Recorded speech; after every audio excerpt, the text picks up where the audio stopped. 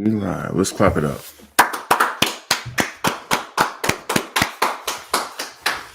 Shalom, DC, with Israelite School of Universal Practical Knowledge, starter of 1 West, 125th Street, Harlem, New York, under Commanding General Yahanna. Since 1969, we've been teaching the truth of the Bible, and the truth is that the so-called blacks, Hispanics, and Native American Indians are the true Jews according to the Bible, and that our oppressor, the devil, is the devil that the Bible speaks of. The white man is the devil that the Bible speaks of. What we're going to get into tonight, we're going to get into something that is close to home for Washington, D.C., and how our nation's capital, or I should say this nation's capital, really feels about the Lord's chosen people, so-called blacks, Hispanics, and Native American Indians. It is obvious and evident how the way, our oppressor feels about us. They don't believe in equality. They don't believe in equal justice. They don't believe in any resemblance of what the quote unquote American dream is really about. You know what I'm saying? Escaping oppression, having an opportunity to live and thrive. I saw a post, at least for the so-called blacks, Hispanics, and Native American Indians. They believe that for any other people, but in order for that people to get a foot up, to get a leg up, they have to do it on the backs of blacks. They have to do it on the backs of Hispanics. They have to do it on the backs of Native Americans, First Nations peoples. It's the only way they can get a leg up. And a lot of times these oppressors, these heathens, come in from places where they have to walk 5 and 6 and 10 miles to get some water from a mud pool, a mud pool. They don't even have clean drinking water. But when they come here, you know what I'm saying? On top of that, they'll have whole entire global organizations, a coalition of nations to get these people, water, clean drinking water, right? But in the richest nation on the earth, the nation that has the most power, the nation that is the head of every nation that's on this earth, America, which is America, we still got peoples who has who turns on their faucet and has that same mud coming out of their faucet. You know what I'm saying? And this has been going on for years. For the span of several presidents. You understand that? For the span of several presidents, we don't even have clean drinking water. But we can send some there's a race for rich white men to go into outer space. Spend hundreds of millions of dollars just so they can go to the tip of the stratosphere and be in weightlessness for a few minutes and then come back down to earth. But we can't get our people some clean drinking water. You think this is any different from from Canada, where right now our Native Americans, brothers and sisters, are going through the same exact thing. They have been without clean drinking water for years. And no one there's no real press about that going on right now. But this is happening right now to the Lord's chosen people. In nations that are rich in wealth, rich in resources. We can send old rich white men to space, but we can't get clean drinking water for our people. People who are paying taxes, people who are building this stinking nation. Without the help of the Lord's chosen people, their food prices will be even higher than they are. You know what I'm saying? Healthcare will be even higher than they are because there is no oppressor or heathen out there that can do the things that we do or take care of the people the way we take care of people. Have you ever been in a hospital in the bedside manner of some of these heathens? All of these heathens are just atrocious, just horrible, terrible. You know what I'm saying? No one takes care of the sick and the elderly like the way the children of Israel does. And yet, we're at the we're called the dredges of the earth. We're called super predators. You know what I'm saying? We're called low lives. We're called freeloaders. And for the most part, though, the quote unquote freeloaders, the people who are actually taking care of you, you wanna get them up out of here. You want to get them up out of here, and at the cost of that, everything will just skyrocket, like the way gas prices are going right now. Boy, I tell you, I don't like that. I don't like that. But maybe they should get put set us aside, put us away. You know why? Because in that time we'll realize we all we got. We'll turn to each other more and more, depend on each other more and more. And we're going to read about how we actually stood up for one another more and more. Not just the people that we knew, but like as a city, we came together. And when I say city, I'm talking about this place is as segregated now, talking about DC, and in a microcosm of America, is as segregated now as it was during the legal segregation. Right now, the oppressor is just has refined his craft. He refined segregation. Even though we can go to the same hospitals and it seems like we can get the same care, it's not true. It's not true. Why? Because how many of us go to the hospital and get sent home because they think we're lying? We're going, and then you got an oppressor or a heathen goes to the same hospital with the same conditions and is known to be gaming the system. They still get treatment, better treatment than we do. I know a story. It was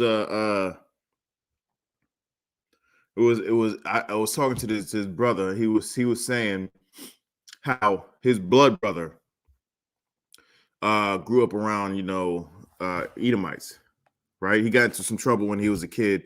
He grew up, and the judge said, we're going to take him to juvie. He's going to go to juvie, no, that was the thing. He was going to go to juvie.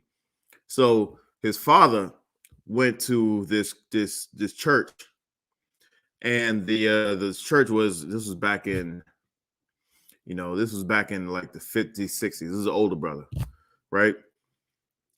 And he said that he went to this church, and this church basically stepped in and took him in and brought him out of the inner city in like around DC, Maryland, Baltimore area, and brought him out to like Mary County, St. Mary's County, way out in where nothing but white people are, right? Took him out there, brought him out there, raised him, right? Well, this brother, grew up, and he's so. I mean, I could have a whole thing on how the way this brother, he's Judah, but he was raised like to think he was Esau. You know what I'm saying? But the whole time the people in his area where he grew up in let him know you ain't Esau, you still Judah. But he's doing everything he possibly could to be up under the oppressor. You know what I'm saying? Long story short, he got married. And him and his wife had 10 kids. 10 kids. That was back when, we had chillins. You know what I'm saying? We had chillins. I mean, we still having it like that, but not like we had it back then. Big Mama had, 10, 12 kids. You know what I'm saying? You got cousins out the yin yang. You go to a family reunion, you know what I'm saying? It's a small city. It's a festival. You know what I'm saying? With that many family, that amount of family that we had. So this brother had 10 kids, and his wife at the time was in the hospital giving birth to the 12th kid, and he was saying that she was complaining about her body was feeling like too hyper. You know what I'm saying? Her heart was going too much. She was getting too much, getting excited. The adrenaline was going up too high. Doctor said, "You're all right. Don't worry about it." gave her some medication, lowered her blood pressure, sent her home, right? She's a black woman. Send her home. You'll be all right. You lying. You've been through this, 10, this is your 10th time being through this. Don't worry about it. Send her home. Got home. He's seen like there was something wrong with his wife. Took her back to the hospital, said, we gave you too much medicine. We're going to give you some more to up the counteract the thing that we gave you in the first place because we thought you was lying. Gave her some more stuff. She died. Like, are you serious? He wound up suing the hospital and whatnot. He was a wealth at this point. He was a wealthy man, so he set that money aside for his kids. But how many times do we have to say there's something wrong with us in the medical system? In the medical system, where we say something's not right, they don't believe us. Send us home, and we go on to die in our home over something that can be so simple as Slovakia.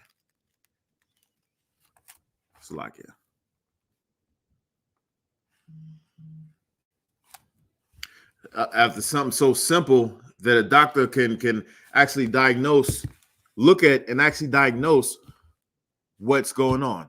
You know what I mean? But when an oppressor or a heathen comes in the hospital and they say, they say the same thing or less, the doctor takes out all the stops to get a full range of tests to see what the issue may be.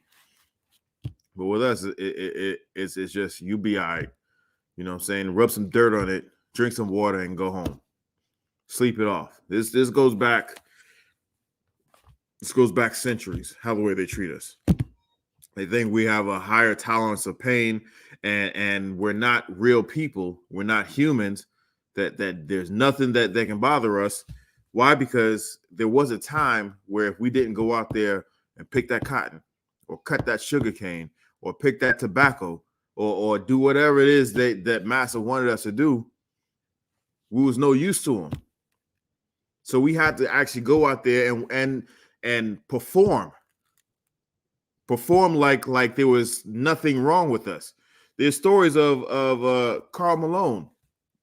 His mom's was working out, in the fields, picking cotton, of all things, right? The story goes, she was pregnant with him, had the baby, sat out for about an hour, and then went back out in the fields and went back to work again. Why? Because Master needed to get the get whatever it is that she was that hard work, that labor out in the field. She needed to do that to feed that newborn baby that she just had. You know what I'm saying? It's not so long ago that our people was still doing this type of work, sharecropping. Everybody, there's not everybody, but there's a lot of people know who Shannon Sharpe is.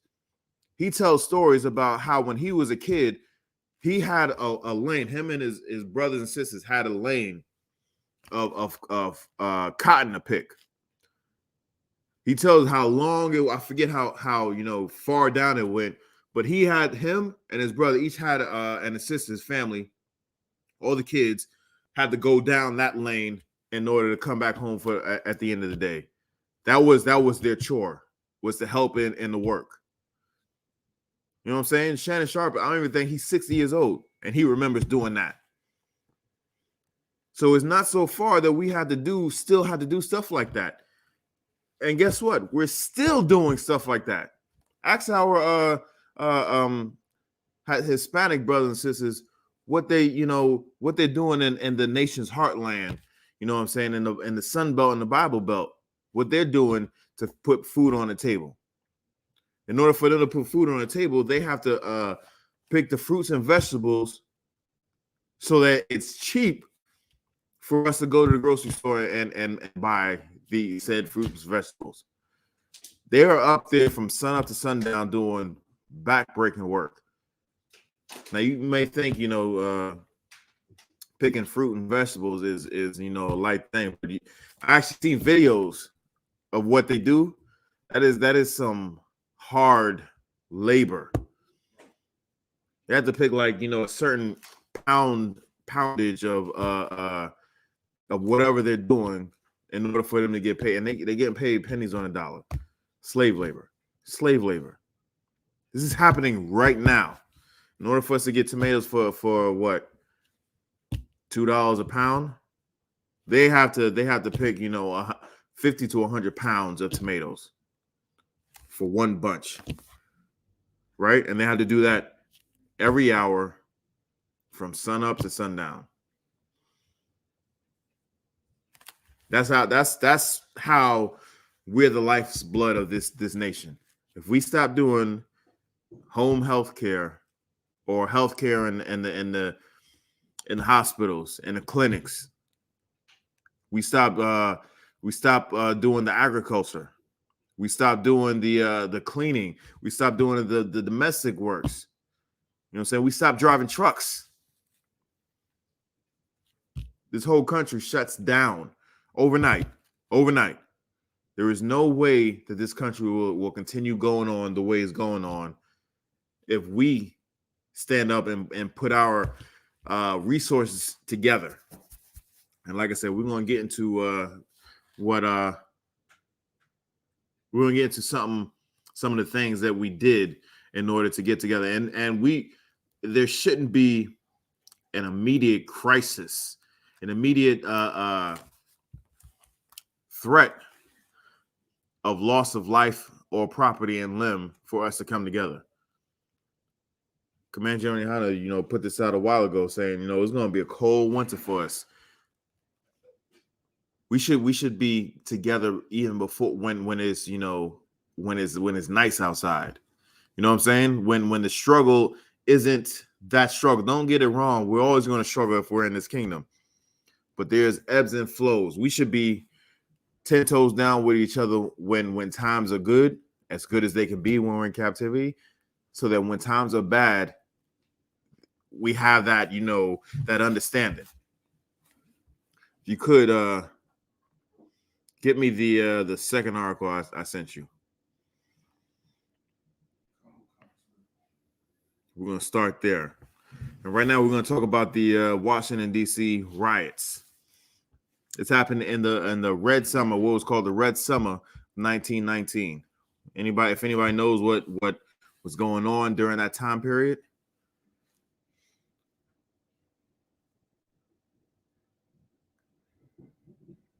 Anybody know what's going on with that time period of 1919? Around that area? World War I. Exactly. That was around the ending of World War I. A lot of racial tensions swelling up at the end of World War I. A lot of people were coming home. Both Israel and heathens were coming home from war. Coming home to a place where now they had to compete with employment, with putting food on the table.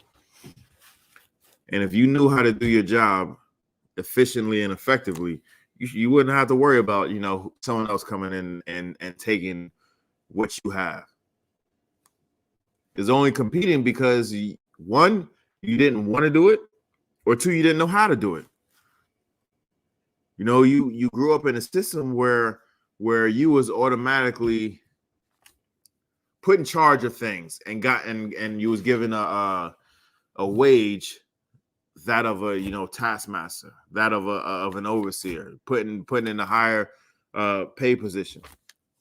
But now times was hard. War had just been over, so people were quote unquote tightening their belt loops, belt straps, and whatnot, so that they can actually feed their family.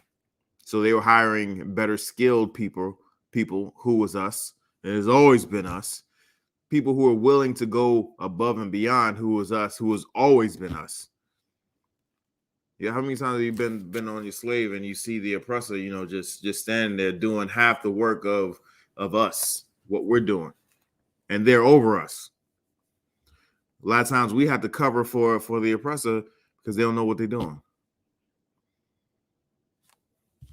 Well, that was part of the mixture, concoction of what was going on during the Red Summer. That and a whole lot of lies. If anybody's been in Esau's military, they know once that the the serviceman goes away to war, there's always a snake that comes in, try and come in their house and steal their goods. Now that the war is over and their men are coming back, I'm not even gonna say the wise thing to do. You shouldn't have done it in the first place. But what should have happened was they should have cut that off totally and completely. But what we're finding out is that our oppressor is nothing but greedy dogs. They want everything. They want to devour everything. Because they want to devour everything, they want to fulfill their lusts at all possible times. We got instances where entire communities of ours have been burnt down. Think Rosewood. You know what I'm saying? Think Tulsa, Oklahoma. Some of the places where we have strived, worked hard, sacrificed so that we can have a little bit of something for ourselves. Some devil, some oppressor cannot fulfill their lust and get caught and then blame it on us. Blame it on us, and then, you know, as Captain Shock says, white woman's tears cause wars. They blame it on us. And of course, instead of facing the music, confessing, saying they did wrong, they blame us, and then the whole world believes it. Now the whole world is coming down on us. That's part of what happened right here in DC in 1919 and across the nation. Instances like this happened across the nation during that summer. There was many riots that led up, many incidences that led up to full-fledged riots for days on end because of similar stories to this. There was unfounded and untrue, false, fake lies. You know what I'm saying? 100% cap. Give me that article if you could.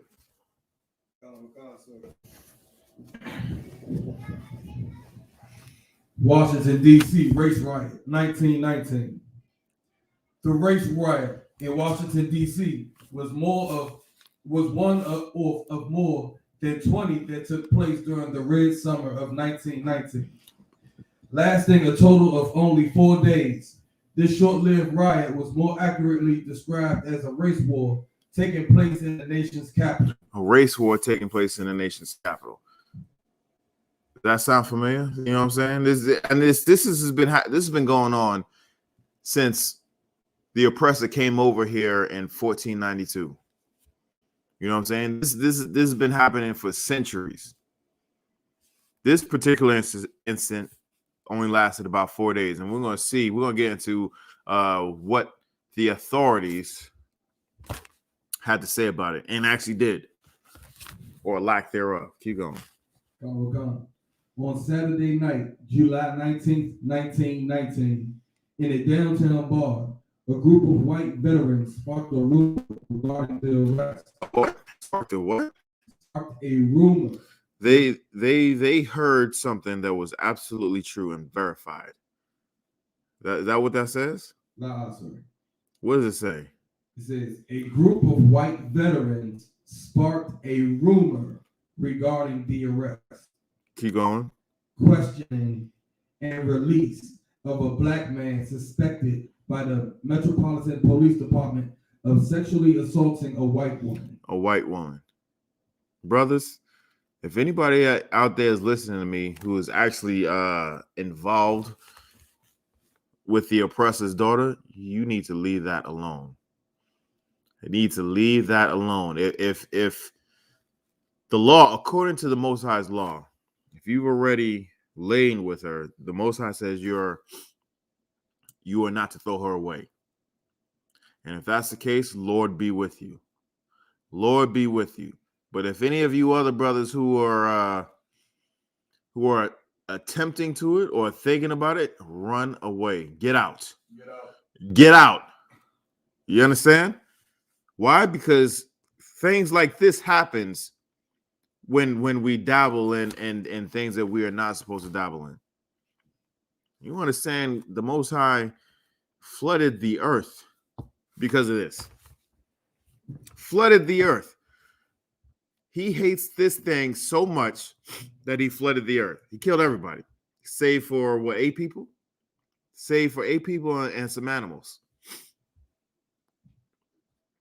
We need to follow what the Most High, follow the Most High's lead. If he hates it, if he hates something, we need to hate that thing equally. You understand? Because the Most High absolutely hates this. Keep going. Sir. The victim was also the wife of a Navy man. The rumor traveled throughout the saloons and pool halls of downtown Washington, angering the several soldiers, sailors, and Marines taking their weekend. Liberty, including many veterans of World War I. Now, if anybody knows anything about Esau's military and you know the active duty members and the veterans, is that there's a certain type of spirit that is on, you know, that is on this military folk. Do you know how many times that I've heard of, that I've read about, where something like this happens? You know, these rumors start, and a lot of times it's sparked in truth, but it is cloaked on with a whole bunch of garbage. You know what I'm saying? Cloaked on with a whole bunch of garbage. Before, you know, earlier I stated that how once, you know, people go away for war or go away on deployment, the wives do, you know, have separate lives.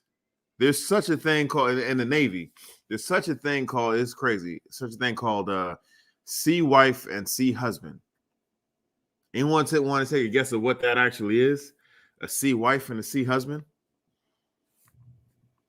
It is a so-called spouse that you have in the ocean, not on land. That's when you're deployed in the Navy. Yeah. Like a work husband. No. Well, okay. There's something like because a work husband is kind of, you know, is more deceitful, more deceptive. Why? Because they want you to believe it's more accepted. You know what I'm saying? It's more accepted. They're like, all right, well, you know, I should work husband, I should work wife. You know, y'all have a relationship at work, and it's nothing. It's nothing like a real type of relationship. You know what I'm saying? Y'all just, you know, hang out and talk to each other at work, and then once you're at home, you don't do nothing. Whereas a sea husband or a sea wife, that is your actual wife or husband while you're deployed on a ship, with all the benefits, with all the everything that comes along with marriage, quote unquote. That's what happens on deployment. And it doesn't matter if they actually have wives or husbands back at home. If they're on the ship, whoever that is their wife. Whoever that is their husband. And they carry on full relationships as husband and wife while they're on ship. This is so prevalent. It's called, you know, it's called that, a sea husband or a sea wife. You know what I'm saying? You don't believe me? You can look this stuff up. This is actual real, and stuff like this happens. I mean, there's so much more nefarious stuff that I just remember the story. I've never been on a ship. Brakatha Yahweh or Yahweh Shai. You know, I've never been on a ship. But something, man, this stuff that goes on. There was this dude that was telling me. I'm not even gonna say that. That's like after camp type story. That's an after camp type story. I'm not gonna. No. But it's some disgusting, vile stuff that goes on ship. That goes on deployment, not just on ship. All the military has deployments where they're stationed at a place, but then they deploy and do whatever, God knows what, in different lands in different countries. The things that go on these deployments, it's like Sodom and Gomorrah. Anything goes. I'm talking about anything goes. And then there's like they'll go on different places in different, cities that they'll cater to different types of things.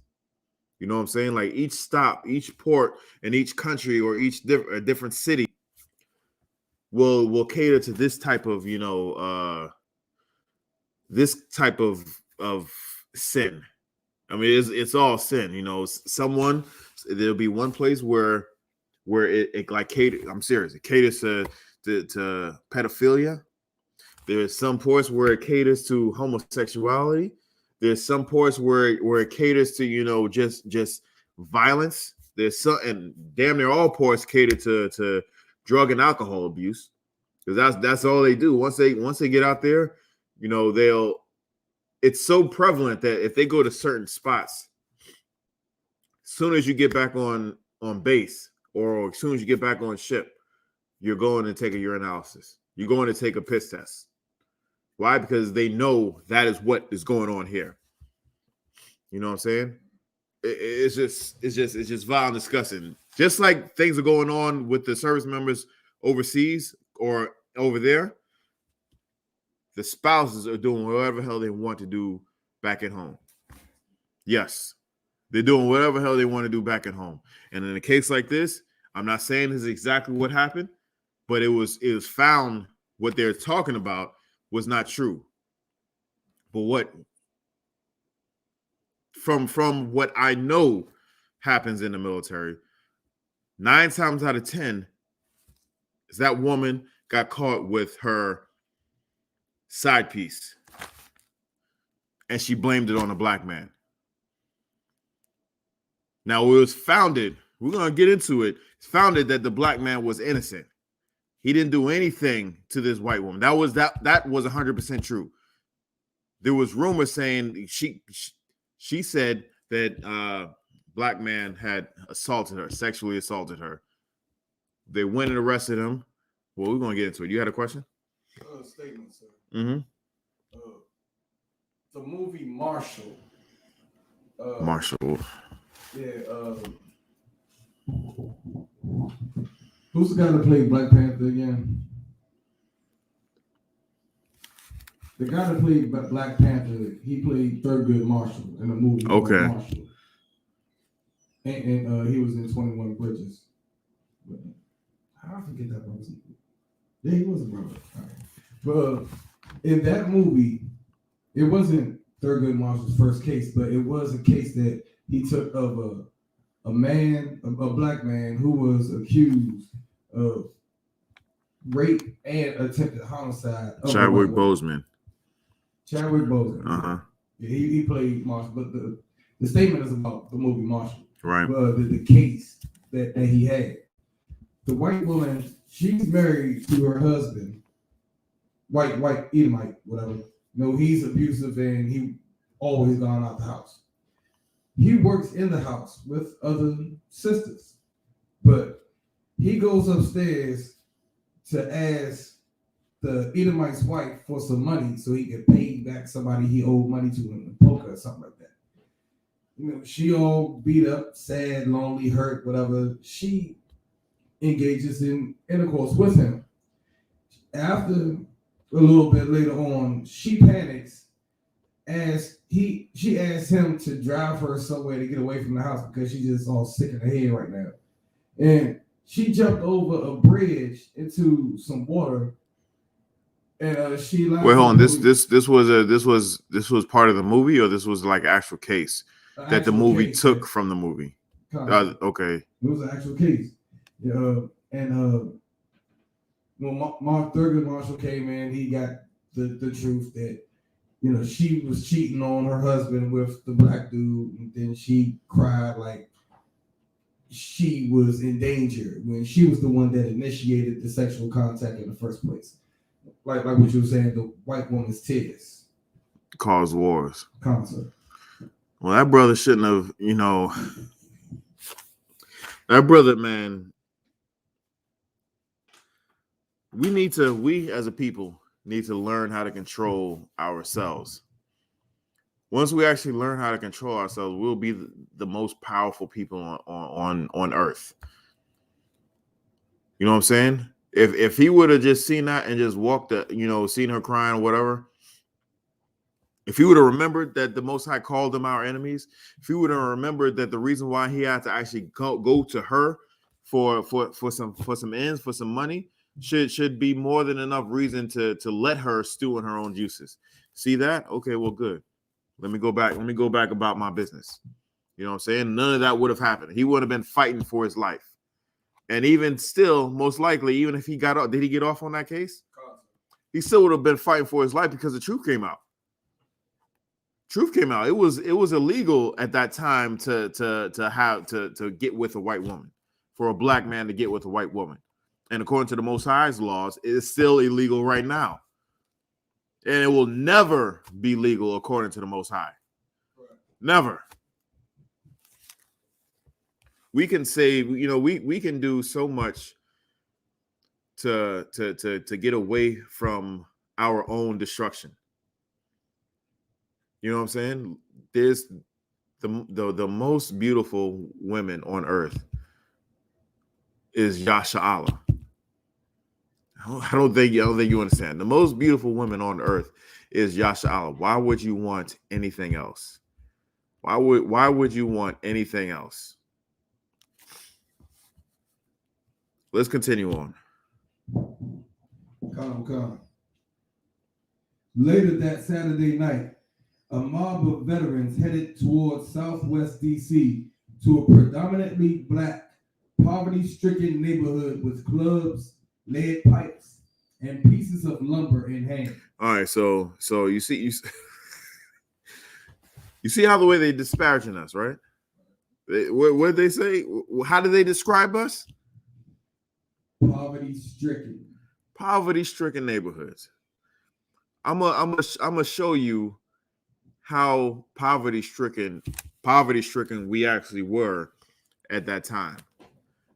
But we're going to first just remember that. Remember how the way they describe us, poverty stricken, right? This was in 1919. It was at a time where some of the things that we can do now, there was absolutely no way we could have done things had we not had the availability of resources available to us at that time. You understand what I'm saying? Like we can go out and get a bad car. We can go out and get some jewels and whatnot, and we're gonna pay out the high parts for it. You know what I'm saying?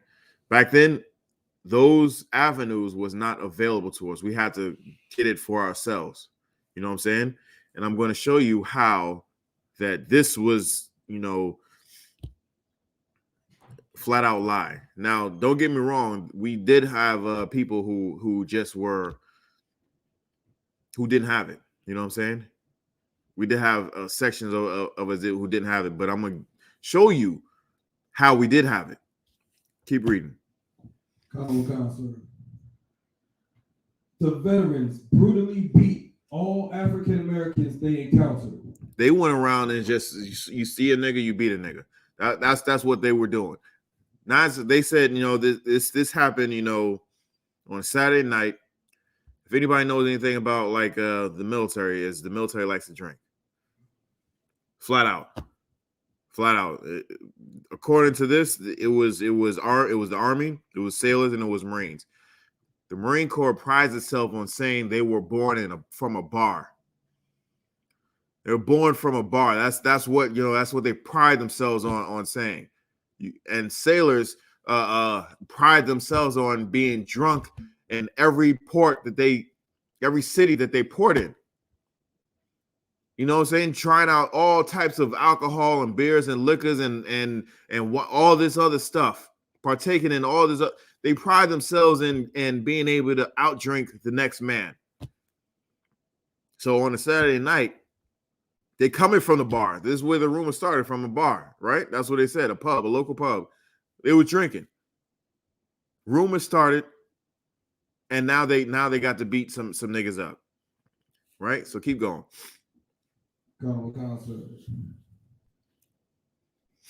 African Americans received from their cars. From their what? From their cars. I thought we was poor. They say from taxis? From cars. Whose cars? The poverty stricken. Poverty, exactly. Poverty-stricken cars. This is 1919. Who has vehicles in the 60s? One of the biggest things that we're known for was a Montgomery bus strike. That was one of the biggest things we're known for in the 60s, right? It was the civil rights. One of the biggest things during the civil rights was the Montgomery bus strike, where we were taking buses, right? Why? Because we didn't have transportation where we can we can do it for ourselves. But then we got together and we pooled our resources together, and we were able to have black buses, and those of us that did have vehicles, we were shuffling each other around, and we paid for it by not giving our money to the white man, but giving our money to ourselves. Well, in this time, we have vehicles. So what, 50 years before that, about 60, 70 years after slavery, we had our own vehicles. You know how expensive it is to buy your own vehicle? Who was giving us loans? Anybody was giving us a loan to have a vehicle? No, they weren't giving us loans, but we had it. How do we have it? You got to ask yourself these questions. We had our own vehicles. Love it, sir. This is just a thought. I will have to do some more research on this one. But just think about back then, I don't think there was a lot of variety in cars and transportation. So, like, the same car that Edomite would get would be the same car Judah would get. Like, there weren't like different models, a high class and a low class model. Like, the car would be a car. No. Well, there's truth in what you're saying, but like as far as what the Edomites would get, what we would get, but there were different types of. There wasn't a lot. You're right in that there wasn't a lot of options. Like there wasn't like a Ford and a GM and then Chrysler and then a Tesla, then a BMW, then a Mercedes. There wasn't that many Honda, Toyota. There wasn't that many types of vehicles out there, but they did have a few of them that were luxury, and then there were a few of them that were like a regular class. You know what I'm saying, like a regular sedan type of a vehicle. Either way, the average American could not in 1919. The average American couldn't afford a vehicle. Yeah, that's what I was trying to get to. Like, how could they call Judites poverty stricken if the cars basically are in the same price range? Yeah, like, yeah. If a so-called African American has a car, and then you, as an Edomite family, probably just have one car, then basically you're kind of like on the same level. There you go. And in order for someone to actually be able to afford a vehicle, they had to have some sort of ends, some sort of way to be able to afford to make that type of money to afford a vehicle. And like I was saying, or as I was saying before, and one of the reasons why a lot of these riots was happening was because it was a competition for jobs. If you don't know how to do something, or you can't do it, or you don't want to do it, and someone else comes along and does it better than the way you do it, enhances whatever you've done,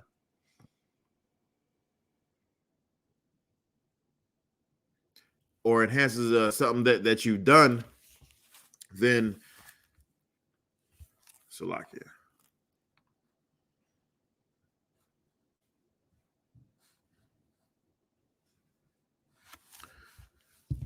Or enhances the way the things that you've done, then that says something. That says something. From slavery, from the end of slavery, the so-called abolition of slavery, till the civil rights, we founded over 100 HBCUs.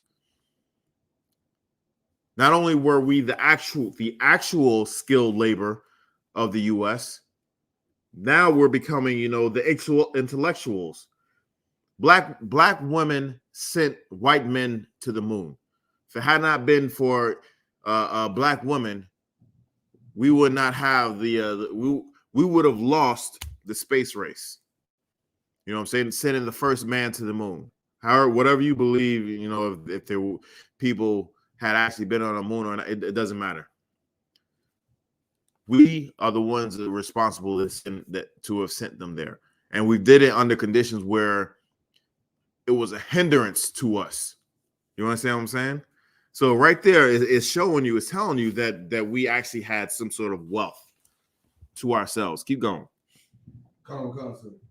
African Americans were seized from their cars and from sidewalks and beaten without reason or mercy. Without reason or mercy. By white veterans. Still in uniform, drawing little to no police attention. Little to no police attention. Hold on. Read that from the top again one more time. African Americans were seized from their cars and from sidewalks and beaten without reason or mercy by white veterans still in uniform, drawing little to no police attention. While we're still in uniform. Give me Deuteronomy 28:50. 28 and 15, sir. 28 and 50. Yeah. So we still had our military uniforms on, and we're getting beat by other military veterans. You know what I'm saying? Hold on. Just read that first. Deuteronomy chapter 28, verse 50. A nation of fierce countenance. Right? A nation of fierce countenance, which is their face, their facial feature is a fierce countenance, right? Which shall not regard the person of the old. They didn't give a goddamn about, the old, which they love to call us boy. Whether you're an 80-year-old man or a 10-year-old boy, who was a boy to them. Whether it didn't matter how old they were, we were still a boy to them. They didn't show no regard to the old, right? Keep going. Nor shew favor to the young. Nor did they show any sort of favor to the young, right? So we had just read in the article. We had just read in the article about how they were they beat the men, the women, and the children. Didn't matter if he was a young man or an old man, a young woman or an old woman. They beat the women and the children and the men. They didn't show any favor to us. That's scripture, and this happening time and time again. You know what I'm saying? Where are we? Keep going in the article. On Sunday, July 20th, the violence continued to grow, in part because the 700 member. Hold on 1 second. So that we were still in uniform, and then they drew little to no attention from the police. Why was that? Because the police department are Edomites, and they're allowing their other Edomite counterparts to basically purge. Not only that, who makes up the police department? The Edomites. What was their former profession? Well, slave catching. Yeah, well, no, I'm talking about like right now. Before these cops were cops, what do you think they were?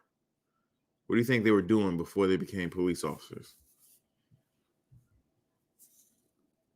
That's a good question.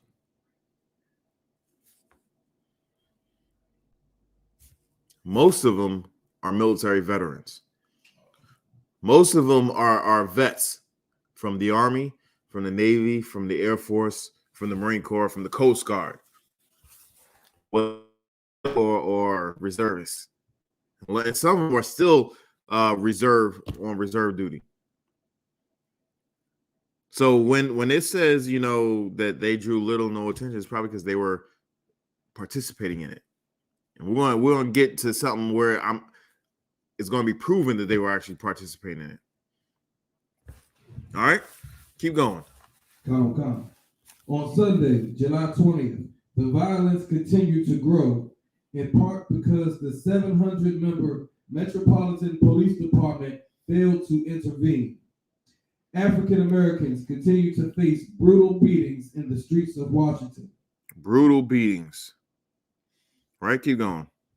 At the Center Market on 7th Street Northwest, and even in front of the White House. Even in front of the White House, where the goddamn president is.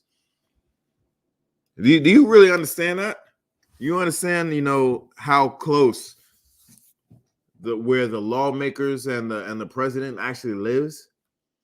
In comparison, this city is really a small city. You can get from one side to the next side of this city, in no time flat. That's when traffic is not. That's when this city swells. It's probably like about 200,000-300,000 residents in DC, and during the week when during working hours it swells to like 5 or 6 million people. Yeah. It's everybody comes in, and that was before BRCA, where after 9/11 there was because all the agencies, there was a lot of agencies that was right here in DC, right? So after 9/11, they said, okay, well, it's not wise to have all these agencies right here in DC. Maybe we should split them up into the whole DMV area, just in case if something happens, they it can't be attacked all at once in one spot. So they moved a lot of these agencies, down the road and to other places.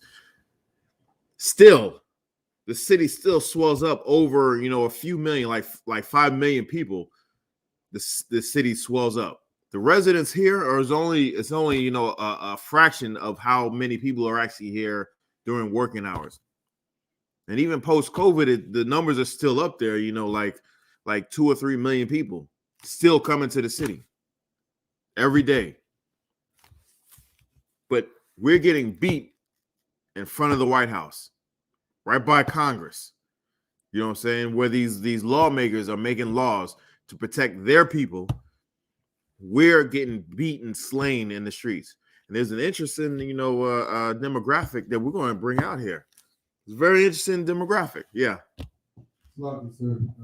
When it said the people getting beat in front of the White House, that's Capitol Hill police down there too. So that's federal. I'm not sure about the jurisdictions in 1919. You know what I'm saying? Like right now, there's so many different agencies that have different jurisdictions within DC. There's certain type of there's park police that handles certain areas. There's Metropolitan Police that handle certain areas, and then there's what was it? Capitol Police that handles certain other parts. Then you have FBI police, you have White House police, you have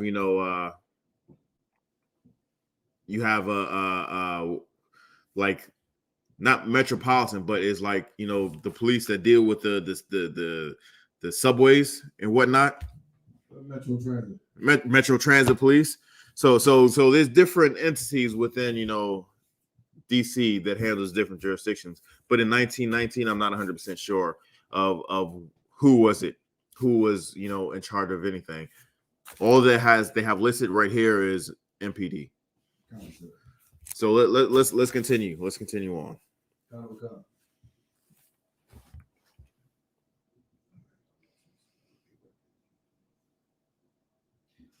By the late hours of Sunday night, July 20th, the African American community began to fight back.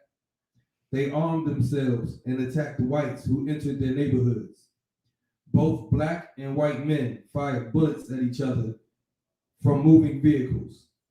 At the end of the night, 10 whites and 5 blacks were either killed or severely wounded. 10 whites and 5 blacks. 10 whites and 5. You understand that? I don't think you get that. When we actually banded together, where the city was 70%, 75% white, 25% black, and the whole city was coming down on us. against armed veterans who had just come back from war. You understand that? Against armed veterans who just come back from war, they were getting the business more. I should tell you something. Once we actually stand together, fight for one another, something like this would never happen. Something like this will never happen. Now, like I'm saying, I'm not telling you to arm up, go out there and look for trouble. But what you should do is defend yourself legally. Whatever state or city or province that you're in, municipality that you're in, study those laws. Get the training that you need to do, and then that you should be able to defend yourself properly. You know what I'm saying? Don't go out looking for trouble, because if you go out looking for something, 9 times out of 10 you're going to find it. And if you don't know what in the hell you're doing, you're going to cause more trouble, more hurt, harm, and danger than you can ever expect. You know what I'm saying? You can cause more danger not only to yourself, you can cause danger to your family. Not only to your family, you can cause danger to your community and your city and your people. Because right here, this was just a rumor, and random niggas walking down the street, men, women, and children were getting beat up. We're getting killed, stabbed, lynched right in front of the White House. Some of this stuff was happening right in front of the White House. So I'm not telling you to go out, arm up, tool up, and go out and look for trouble. I'm saying you need to find out and if you don't know any of this stuff, grab a flyer and come join the I.S.U.P.K, and we will teach you what you need to know in order to properly defend yourself. It's all about defending yourself, not going out on the attack. Because when Christ comes back, he's going to do all the attacking. That he's going to be doing all the attacking.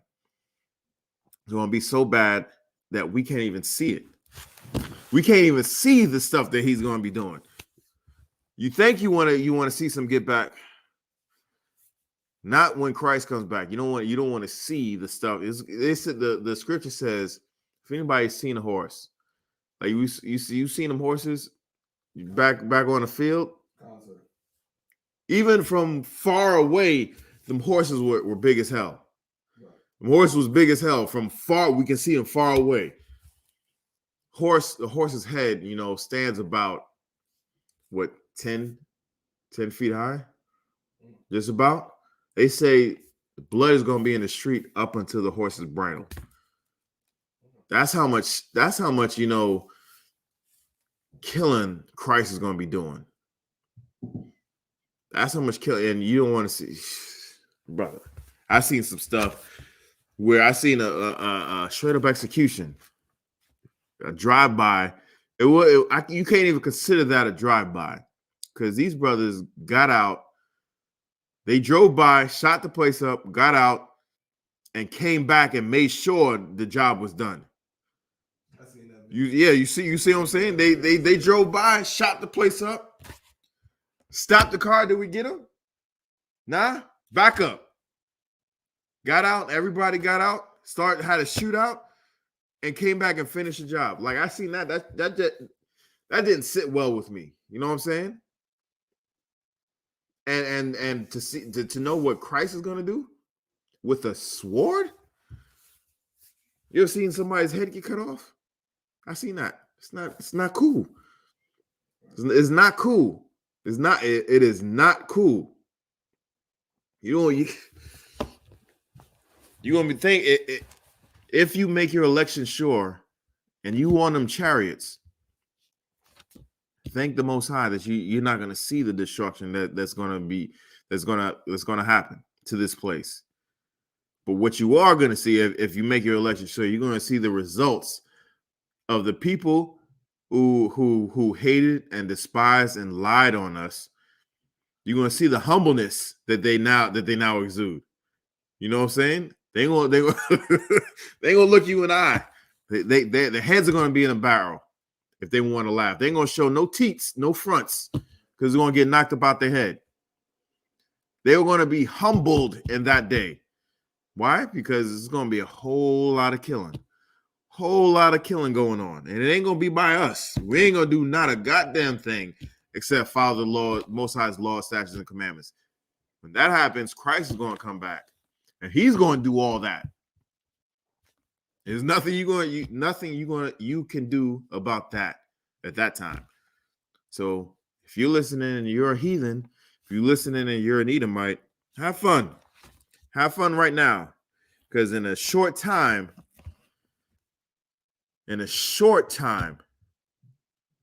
all of your fun will be over. All of it. Whatever lusts you have, whatever desires you have, get it out the way. Get it out the way. This is your heaven. Your heaven is coming to an end.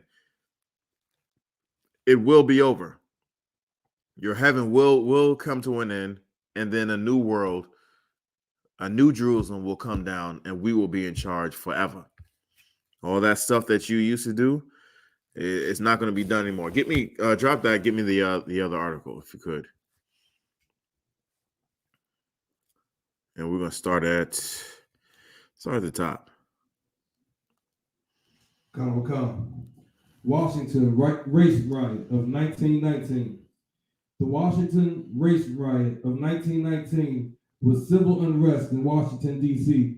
from July 19, 1919 to July 24th, 1919. It's 4 days, 4 days of riots. So it started off as a drunken, stupor where they came in and started doing, some nonsense, but they went home, slept it off, and then came back and started doing it again. Keep going. Come. Starting July 19th, white men, many in the United States Army, United States Navy, and United States Marine Corps, responded to the rumored arrest of a black man for rape of a white woman with 4 days of mob violence against black individuals and businesses. Okay, so you see that. You see how what they say is rumored of a rape, right? That was what they were going after because it was rumors of a rape. But let's see how it actually started off. Keep going. Come, sir. They rioted, randomly beat black people on the street, and pulled others off streetcars for attacks. When police refused to intervene. What? They didn't know what was going on. When police refused. It said they refused to intervene. They was like, nah, we ain't gonna get involved. Them darkies, they deserve what they got. And we're gonna read exactly, what their mindset was behind allowing this to happen. Keep going. Come. When police refused to intervene, the black population fought back. We fought back, because hey, you're not just gonna keep beating on me like this. Keep going. Come. The city closed saloons and theaters to discourage assemblies. That didn't help. Come. Meanwhile, the 4 white-owned local papers, including the Washington Post, fanned the violence with incendiary headlines and calling in at least one instance for mobilization of a cleanup operation. Cleanup? What are they trying to clean up? What are they trying to clean up? This media is putting outright lies on us. You know what I'm saying? They're printing lies saying that we had done something that we did not do. They're spreading the word of rumors and murmurings. The scripture talks about murmurings. We shouldn't do it. You know what I'm saying? It causes a lot of strife. It causes a lot of destruction. Causes a lot of death. And these newspapers purposefully did it. Keep going. And there's a reason why they did it. Come. President Woodrow Wilson ordered 2,000 federal troops to regain control in the nation's capital. After 4 days of this violence, of this happening right here in Washington, D.C. Happened right here in Washington, D.C. Right at his front door sometimes. And it took him 4 days to do this? Why did he have to order the federal troops? Why couldn't he order the cops to do it? Because that's what they were supposed to do. to keep the peace, right? Keep going. Come. But a violent summer rainstorm had more of a dampening effect. When the violence ended, 15 people had died. 15 people had died. This was the official numbers. 15 people died. Let's look at the breakout of who died. Keep going. Come. At least 10 white people, including 2 police officers. Now, why are 2 cops killed? Why were 2 cops killed? We're gonna see. We're gonna read about one of the accounts down later. Keep going. Come. And around 5 black people. 50 people were seriously wounded and another 100 less severely wounded. Now, with that stat, 10 people killed, at least 10 people killed, and 5 black people killed. This is one of the few times where there was a white mob attacking black people, where there were more white people killed than black people. This is one of the few times. The reason why they call it Chocolate City. You know what I'm saying? That's right. Keep going. Come. It was one of the few times in 20th century riots of whites against blacks that white fatalities outnumbered those of black people. The unrest was also one of the Red Summer riots in America. Let's get the background, if we could, Baba Kashaw.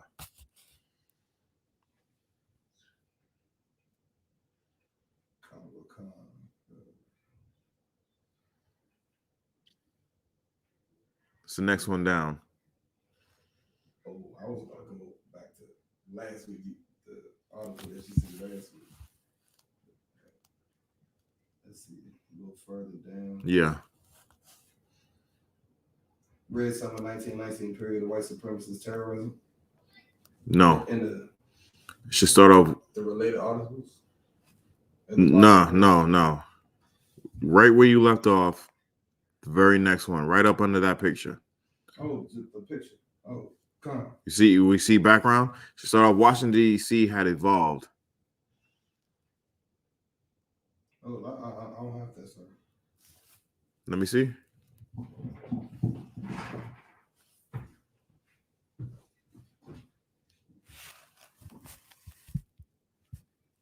Right there.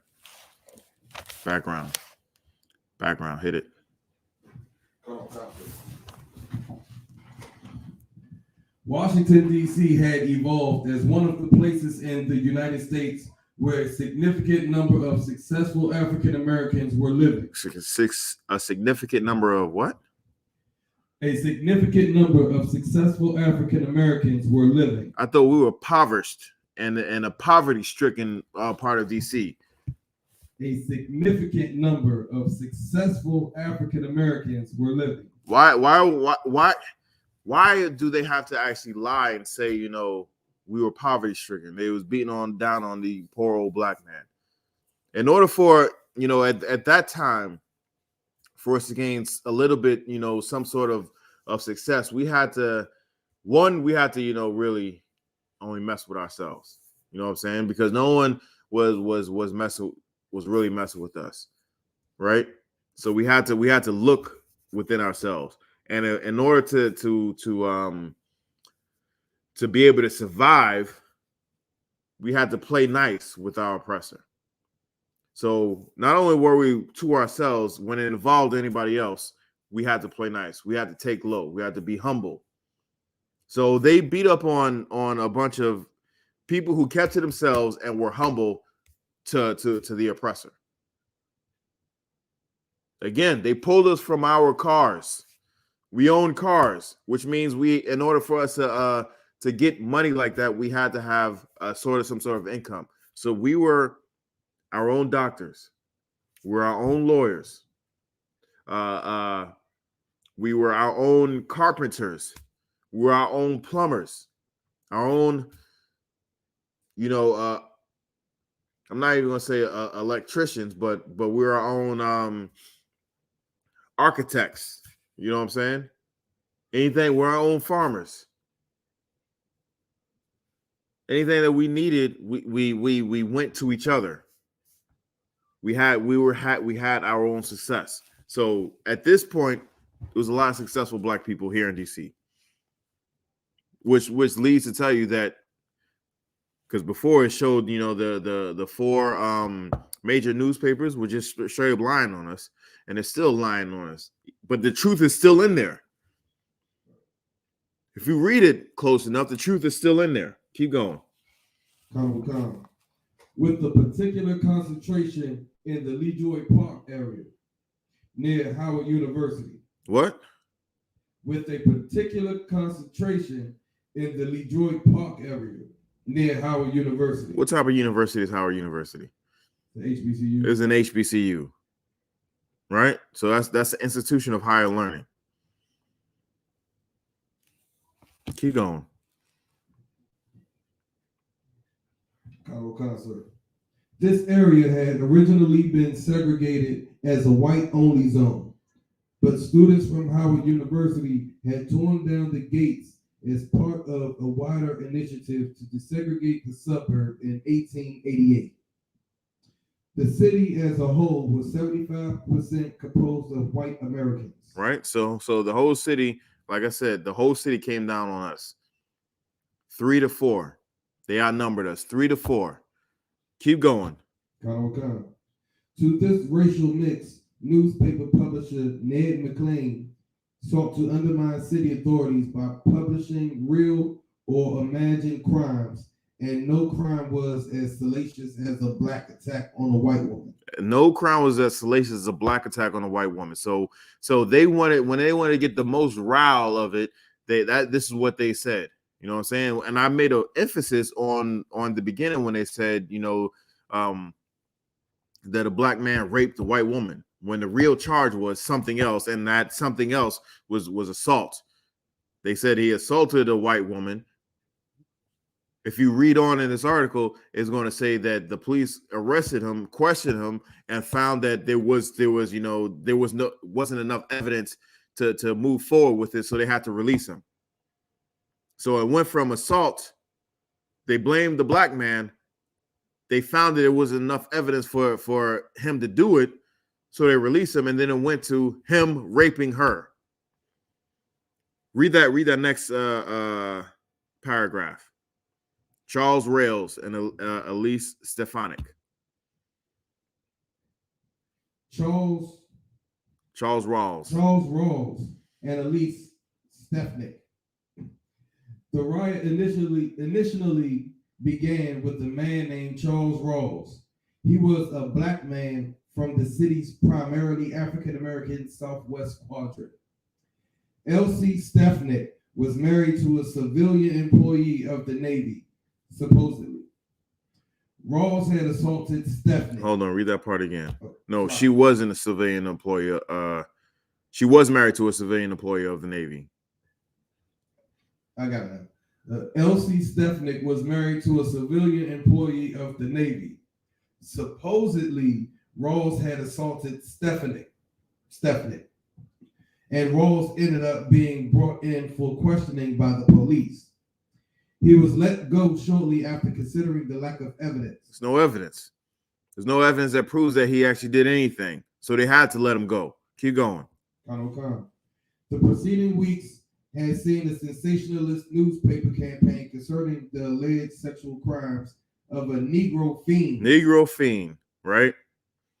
Which contributed to the violence of the succeeding events. So what they're saying is the lies that they had put out weeks before that led up to this, that was totally unfounded, because they said it was stated earlier that the newspaper editors would just make up stories about us, and the more sensational lies, all they was doing was to sell papers. They're no different than the National Enquirer, tabloids. That's all it was. Let's drop me down. Hold on, because there was a part in here. Go to the right, because I want to bring something out real quick. Go to the right and go down.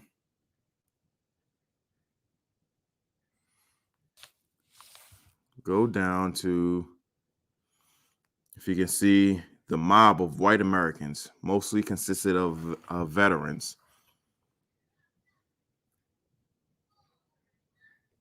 No, hold on. Go up a little more. The idea of the rape myth. The idea of the rape myth, where a black man was framed with no evidence for the rape / assault of a white woman. And that was this case, right? Keep going. Had been a predominant reason as to why lynching of black Americans in the United States was so widespread post-emancipation. And elements of that myth are portrayed here. Right.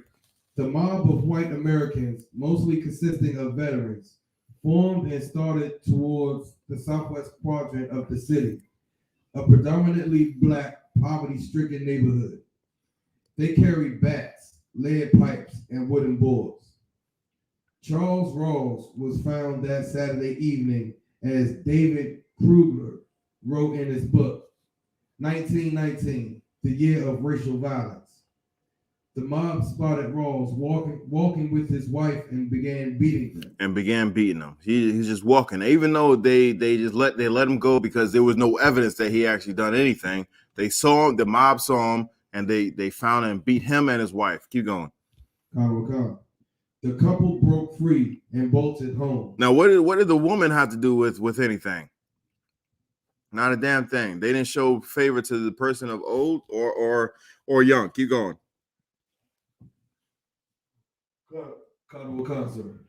The mob tried to break in, but Rawls's neighbors and friends rallied to his defense. His what? His neighbors and friends rallied to his defense. Exactly. His neighbors and friends rallied to his defense because he was around other Israelites, other black people. Don't be so quick to get out the hood and try and go and live amongst our oppressors. Because if this were to happen, with in another neighborhood, the neighbors probably would have joined in, and this would have been a different story. Keep going. A return fusillade scattered the mob and wounded assailant. Servicemen fired back as black residents locked their doors and prepared to defend their homes. Right? Keep going. The mob continued to terrorize any black American they encountered, including attacks on several African Americans and also an African American family home. Black Americans were dragged from cars. Their cars. Dragged from cars. It was their cars. It was their cars, their vehicles. These were successful black people who had their stuff. You know what I'm saying? Keep going. Black Americans were dragged from cars by the veterans and beaten. And throughout all of this, there was little attention brought to the police.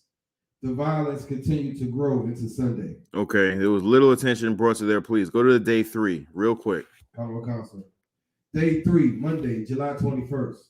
Alarmed by the press calling an armed intervention to crush the black population. All right, so this is the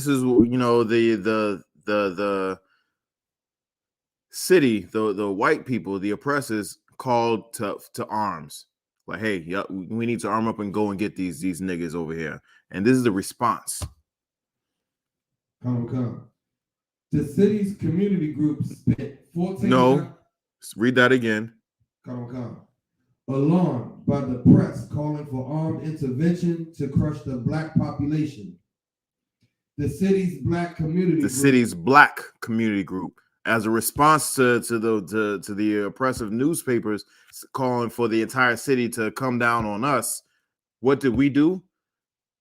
The city's black community groups spent $14,000.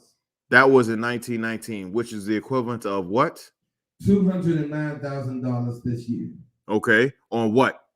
On guns and ammunition in order to defend themselves. I thought we were poverty stricken. How do we get $200,000 to spend like that in a moment's notice?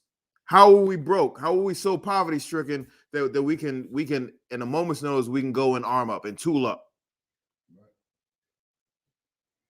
Come on, man. It's not adding up. It's not adding up. Drop that. I need you to go down to day 4.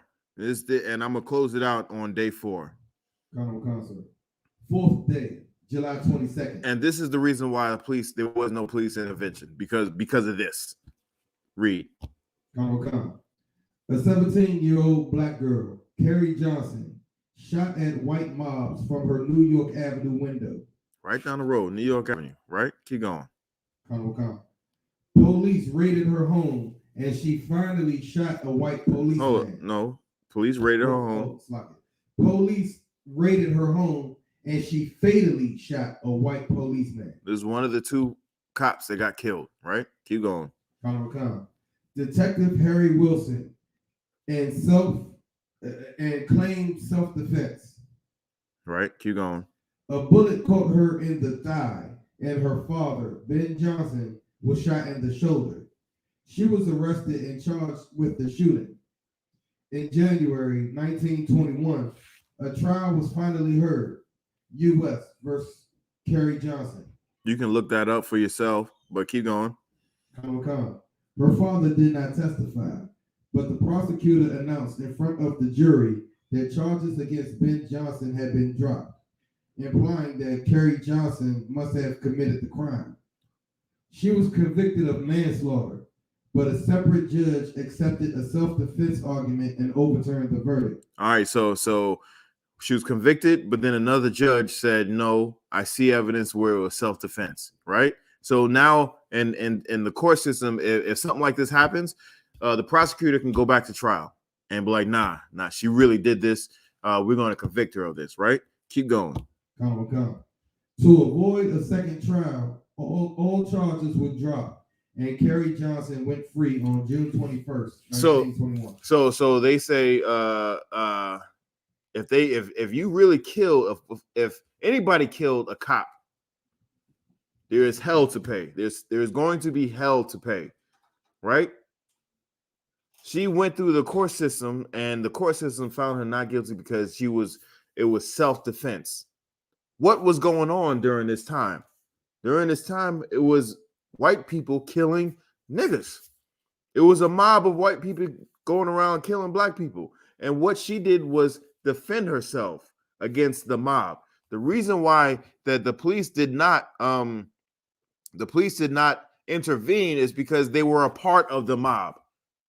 This case in point right here. The mob kicked in her door because they were shooting at her up in her apartment, and she was returning fire. When they came up there and tried to deal with them in a totally unjust way, she defended herself and killed a mob, one of the mob, which happened to be a police officer. Time and time again, where it's been proven that the police have been behind a lot of this racial upheaval and these riots. It's proven time and time again. And this was one of them. And with that, I'm going to close out. If anybody has any last minute questions, go ahead and type them in the class. You have a question? Sir. It was dealing with the statement that you made in your introduction about the oppressor having the opinion of us having a higher pain threshold. Yeah. Like, is it proven or is it their opinion? That's number one. It's like I said, because we were living in a way where if we did not perform for our master, we were useless to them. So whenever we were sick, whenever we were injured, whenever we couldn't physically go out and do the things that we were supposed to do, we had to go out and do that, which led them to think one of the reasons, this is not the total final end all reason, but this is one of the reasons why they believed that we had no feelings, or our pain threshold was higher than anybody else, because and another reason why they thought we were incapable of feeling. They really literally looked at us as property. We were nothing but property, not living human beings. We were property. So this table doesn't feel anything if I bang down on this table, it's not going to cry out in pain or agony. If I take an axe and hit it and go at it with this table, it's not going to feel anything. That's how they thought about us at that time. Even today, because whenever we complain about something, we go to the hospital or something, we complain about an injury or an illness, they think we're faking it, and we just want something, we just want some type of drug or some crap, right? So those are some of the reasons why they thought that we had a higher pain tolerance, because they didn't believe we were human at all. They didn't believe we can think. They didn't believe we can feel. They had no thought of us as people at all. So if we're just this property, this table, they can do whatever the hell they want to us until it totally breaks down and we die. And then they just throw it away and get a new one. Because that's exactly what would happen if this table were to break. We just go ahead and get a new one. That's how they thought of us, as this tool, a table, a property. So we're not going to worry about, in their minds, we're not going to worry about how it feels, because they don't feel anything. They're just out there going out there and getting what we need them to get. Does that answer your question?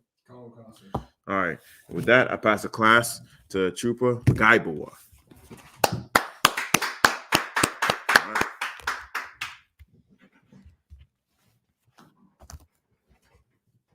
Security announcements.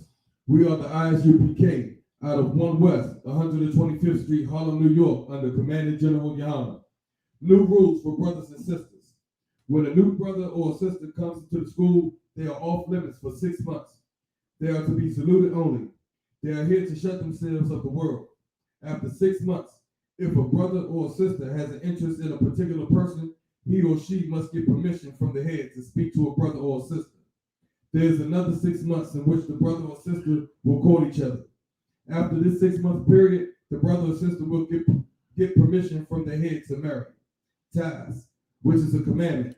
You can find this in Numbers 18, chapter 18, verse 21, and Malachi, chapter 3, verses 8 through 10. It means 10th in Hebrew and is pronounced ma'ashara. 10% of every penny of any increase the Lord gives you, you give to the treasury department or teacher. Priest fund, will-free offering for priests, not mandatory. Whatsoever amount you would like to give. Upcoming holy convocation.